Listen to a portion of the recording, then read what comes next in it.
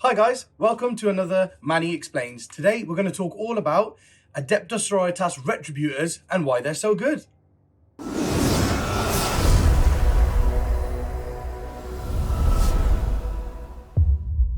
If you haven't already, hit that subscribe button and notifications bell in the corner over there so you know each time I release one of these videos.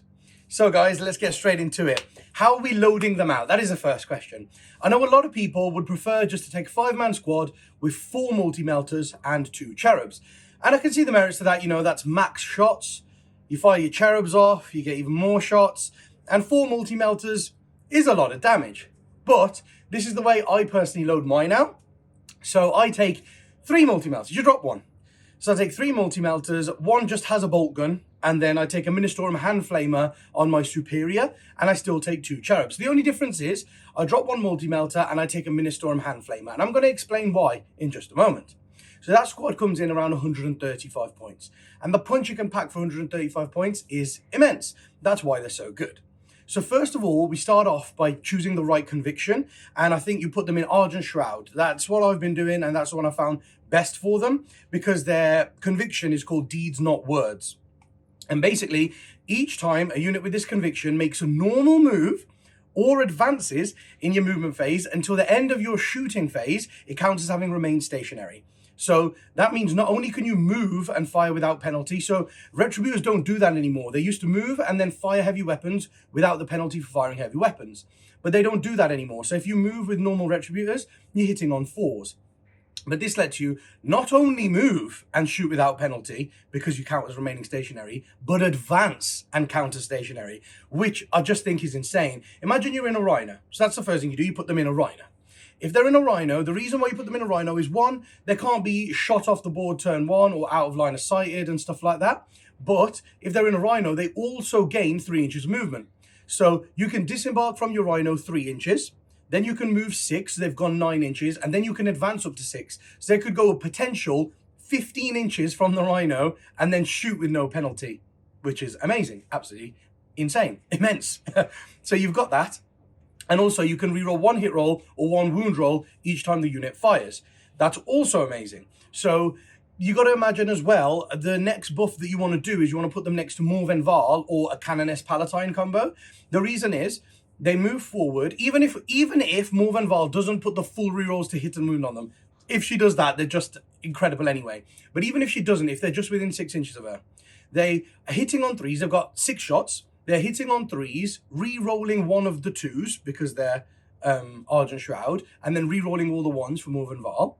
Then they are wounding on 4s against Toughness 8 and 3s against anything lower, with reroll 1s from Morven Val again. So they're very deadly. Then you can fire the cherub, and basically you fire the cherub again. So basically you fire your squad, then you say you're using the cherub, and a 1 sister fires again. So because they're firing again, you get to reroll a hit roll or a wound roll for the second time as well. So that's another way of making them really good. Now I'm going to explain why there was 1 less multi-melter and why there was a bolt gun and a Ministorum hand flamer in the squad. So there's a stratagem called Holy Trinity, and it's only 1 CP. And basically, if you shoot at a target with a squad that's got at least 1 multi-melter, at least 1 bolt weapon, and at least 1 flame weapon, then all flame, bolt, and melter weapons in your squad get +1 to wound for that volley. So you'll be wounding something like Mortarion on 3s. So that's why I think it's worth dropping 1 multi-melter to give all of the rest of them +1 to wound. Then in the shooting phase, enemy units that are in range and visible to 1 model with a bolt weapon, flame weapon, and melter weapon, you can only target that enemy unit though. That's the key thing to remember. That's what I had there. You can only target that 1 unit. So you can't, that's the one downside. You can't go, I'll have 2 multi-melters over there, I have 1 multi-melter over there and my flamer, and all of it will have +1 to wound. You've got to choose 1 target. Everything has to shoot at that target, but you get +1 to wound. So it makes it more reliable at killing big stuff, which of course is why Retributors are in the army in the first place, to kill big targets. So I think that's definitely the best way to use them.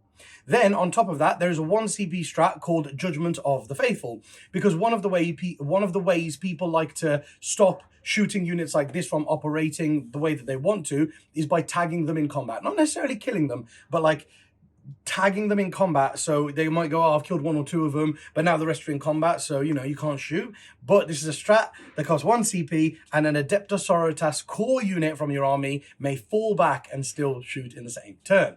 So imagine that you're falling back and shooting if someone tags you. You're in a rhino to give you extra move, and so you don't get nuked turn 1. You've got characters next to you that give you reroll 1s to hit and wound. You can get +1 to wound. You can fire twice, but with 1 or 2 of them if you've got 2 cherubs.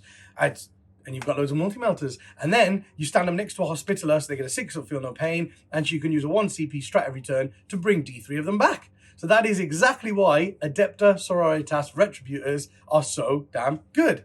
Now, if you're using your Retributors in a different way and you've got a different combo and a loadout on them, please leave it in the comments below for everybody to share and grow. And until the next video, guys, see you later.